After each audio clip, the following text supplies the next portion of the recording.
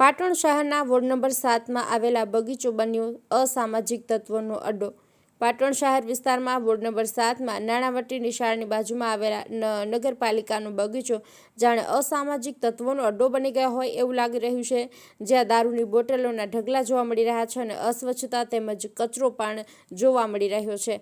આજુબાજુમાં સંપ, પાણીનો ટાંકો છે અને જેના ઢાંકણા પણ તૂટી ગયેલી સ્થિતિમાં છે।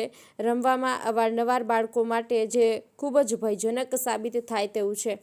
બગીચામાં આવતા કર્મચારી બગીચાની સાફ સફાઈ કરતા નથી અને એવી તકરાર સ્થાનિકો કરી રહ્યા છે।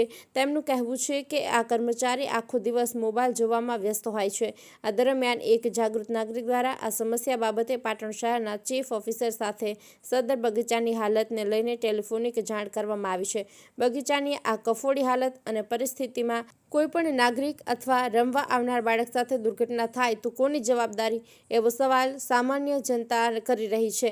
તો સદર બગીચાની સુરક્ષા અને સ્વચ્છતાની વ્યવસ્થાને લઈને ક્યારે પગલાં લેવામાં આવશે તેની રાહ જોઈ રહ્યા છે। News of Patan. હેલો, હા મેડમ, આપણે નાણાવટી નિશાળની બાજુમાં એક બીજો બગીચો એક સંપ એની ઉપર ચારે બાજુ વાડ નથી અને પાણી ટોકું ઉપરનું આખું પડ બળ તૂટી ગયું અને લાઇટની કોઈ સુવિધા નથી। કે આમાં શું બધા છોકરા હરવા ફરવા માટે આવે એ અંદર પડી જાય તો જિમ્મેદારી નગરપાલિકાની લે।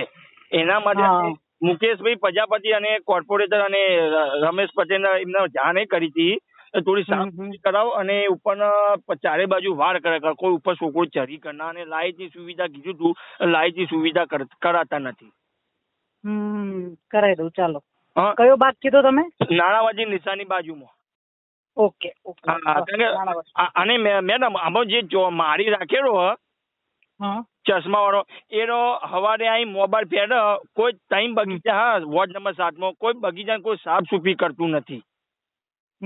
ચાલો, હું છે ને હું બોલાવડાવું એને। હા, અને અમારે એવી ઈચ્છા કે એને તમે બીજા નોકી કરો અને હોય જે ગાંધીબાગમાંથી હોય આપણા ડુંગળીમાંથી આવ્યા હતા આનંદ સરોવરથી બગીચા પહેલો સાફ કરાયો એ મારીને હોય મીકી કરો, તમારે શું સાફ સુફી રે બધી રીતે હરવા ફરવા। શું નામ હતું માળીનું? શું નામ હતું એ જે સારો હતો એ મારું નામ? હા ભાઈ, અંદર નંબર યાદ છે, હું તમારે જોઈને તમને કહું। હા હા, મેડમ।